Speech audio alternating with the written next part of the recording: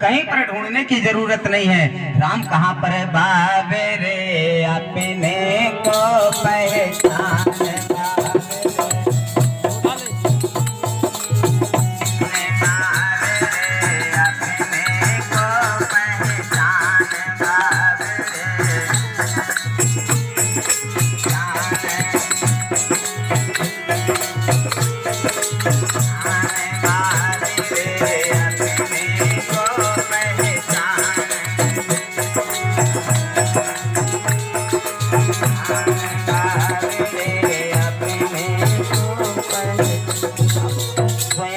पहचान करते चलो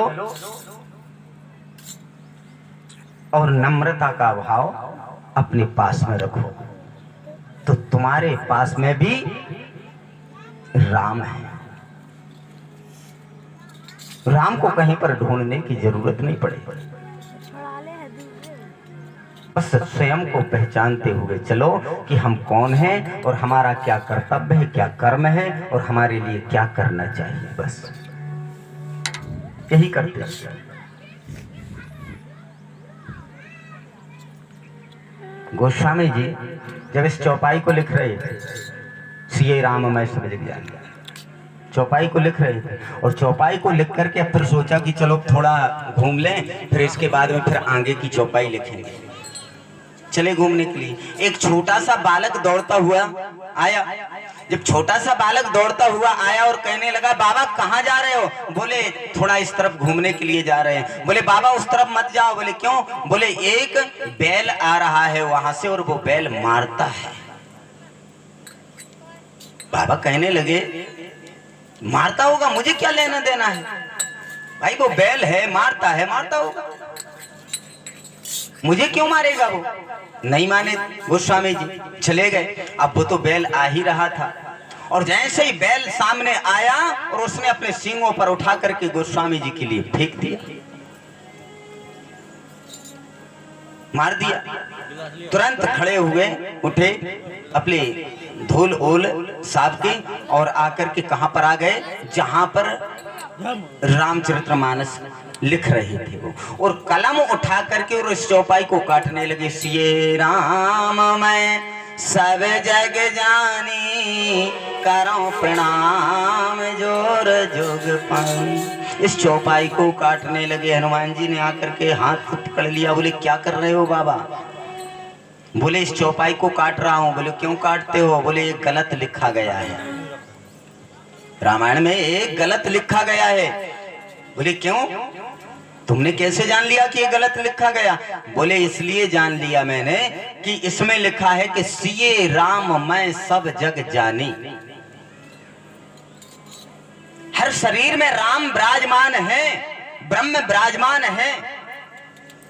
तो हनुमान जी कहने लगे हाँ तो वो तो है, सत्य है बात है। तो बोले फिर हमने क्या किया था जो राम ने मुझे मारा है? उस बैल के शरीर में भी तो राम विराजमान थे, ब्रह्म विराजमान थे बैल के शरीर में। बोले हाँ थे उसके शरीर में। तो बोले फिर मुझे मारा क्यों?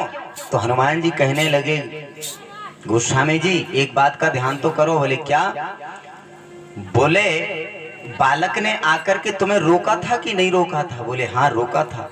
तो बोले उस बालक के शरीर में क्या राम नहीं थे? बोले थे, उसके शरीर में भी राम थे। तो बोले जब राम ने आकर के, जब ब्रह्म ने आकर के तुम्हें पहले रोक दिया और जब तुम राम की नहीं मानोगे तो राम तुम्हें दंड देंगे ही। इसमें संशय करने वाली बात नहीं है। इसलिए चौपाई सत्य है कि राम घट घट के वासी है, हर शरीर में विराजमान है। श्री सूत जी महाराज कहते हैं कि यहां पर ताड़ करके कलयुग और राजा परीक्षित जी की शरण में आ गया। अब जो शरण में आ जाए फिर उसको दंड देना ठीक नहीं होता है। अपने धनुष बाण नीचे कर लिए। बोले ठीक है तुम हमारी शरण में आ गए, हम तुम्हारे लिए दंड नहीं देंगे, लेकिन एक बात है। बोले क्या? बोले जहां तक मेरा राज्य है और जब तक मेरा राज्य है तब तक तुम नहीं रह सकते हो, और जहां तक है मेरा राज्य वहां तक तुम नहीं रह सकते हो। कलयुग कहने लगा, बोले महाराज सारी पृथ्वी पर तुम्हारा राज्य है, फिर हम कहां पर रहेंगे? आखिर कोई स्थान तो दो हमारे लिए रहने के लिए। हाँ बोले ठीक है, हम तुम्हारे लिए स्थान दे सकते हैं। कौन कौन से स्थान दिए राजा परीक्षित जी ने? अभ्यर्थी तस्तदा तस्मै स्थानानि कले ददौ धूतं पानं स्त्रियं सूनां यत्रा धर्मश्च चतुर्विधः। हे कलयुग, हम तुम्हारे लिए 4 स्थान देते हैं। ठीक है महाराज, दीजिए कौन कौन से? बोले धूतम, धूतम मतलब मद्यपान।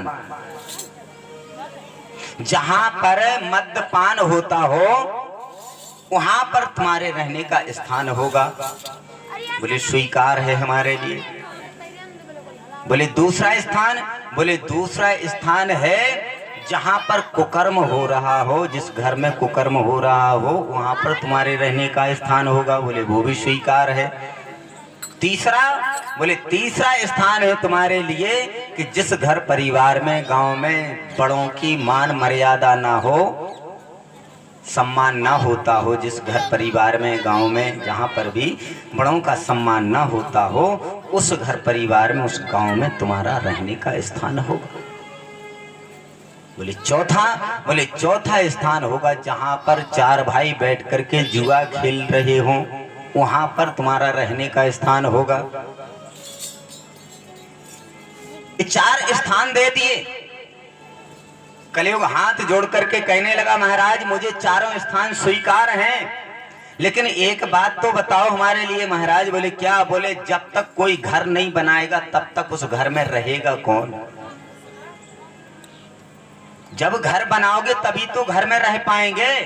जब कोई नशा नहीं करेगा, दूध पान नहीं करेगा, तो हम उसके माथे पर बैठेंगे कैसे जाकर के? जब कोई कुकर्म नहीं करेगा तो फिर हम वहां पर कैसे जाएंगे? जिस घर परिवार में बड़ों का मान सम्मान होता हो, इज्जत होती हो, उस घर परिवार में हम कैसे जाएंगे? जहां पर कोई 4 भाई बैठ कर के जुआ ना खेलते हो, ना खेलें, तो हम कैसे जाएंगे? जब कोई ये 4 काम करेगा, कोई नशा करेगा, नशा करेगा तुरंत हम छलांग लगा करके उसके माथे पर पहुंच जाएंगे। कुकर्म करेगा तुरंत हम छलांग लगा करके उसके पास पहुंच जाएंगे।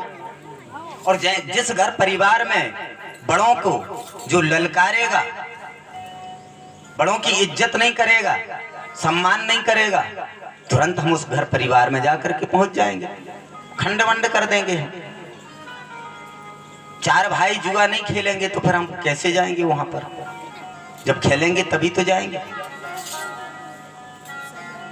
बड़ों का मान सम्मान आज का नहीं, हम और आप तो क्या गिनती में है, एक साधारण मनुष्य हैं। बड़ों का सम्मान तो पहले से होता आ रहा है। माता सीता जी की खोज करने के लिए गए, जामवंत, अंगद, हनुमान जी, नल नील आदि सभी वानर खोज करने के लिए जब गए, समुद्र के किनारे पहुंच गए। अब वहां पर जब समुद्र के किनारे पहुंचे तो वहां पर विचार किया कि समुद्र को पार करके कौन जाएगा, कौन जाएगा उस पार? अंगद के पास में पहुंचे। अंगद से कहा, क्यों अंगद? अरे तुम तो ऐसे वीर, ऐसे बहादुर राजा के पुत्र हो तुम। कौन से राजा? राजा बाली, बाली के पुत्र हो तुम तो पार जा सकते हो।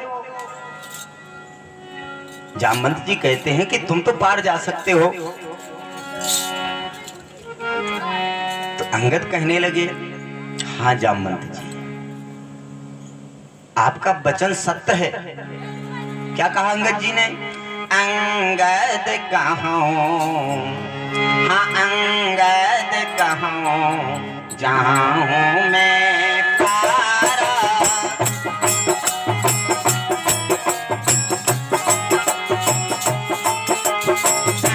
अंगद कहूं, जाऊं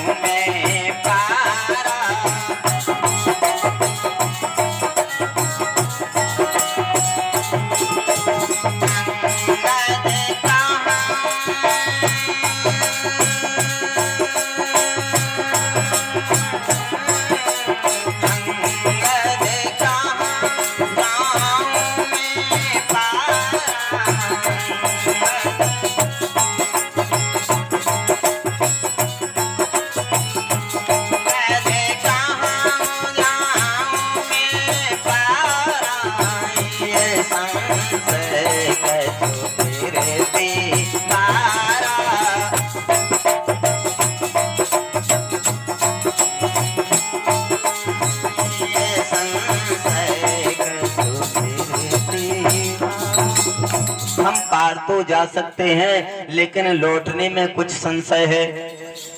बोले क्यों संशय क्यों है? बोले संशय इसलिए है कि मंदोदरी जो है वह रिश्ते में हमारी